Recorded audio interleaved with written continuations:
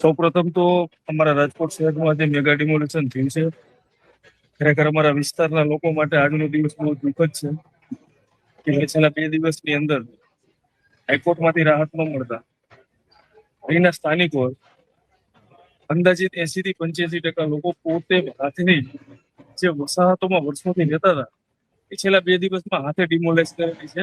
આનાથી મોટું દુનિયાની અંદર કોઈ દુઃખ ન આવે.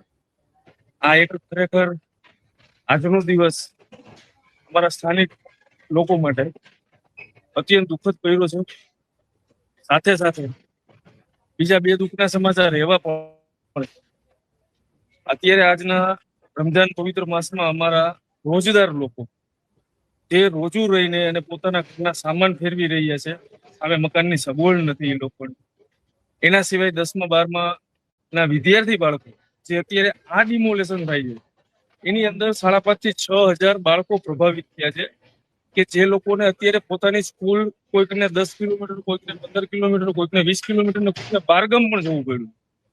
તો એવા બધા બાળકો માટેનું શિક્ષણનો જે પ્રશ્ન છે એ 1 વર્ષ સુધીનો એકદમ પૂરેપૂરો ફેલ રહી ગયો.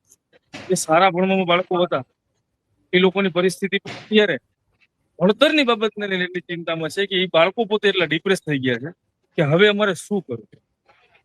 હાલનો માહોલ તંત્રની કામગીરી કરી છે એ ઠીક છે, એની સામે અમને એવો કોઈ અંગત પ્રશ્ન નથી, પણ ખરેખર મારી દ્રષ્ટિએ એક સ્થાનિક તરીકે અમારી હજી આગામી દિવસોમાં પણ એવી જ માંગણી છે કે તંત્ર દ્વારા રિહેબિલિટેશન માટે જો કોઈ વ્યવસ્થા થાય તો એ કરાવી આપે એવી ખાસ વિનંતી.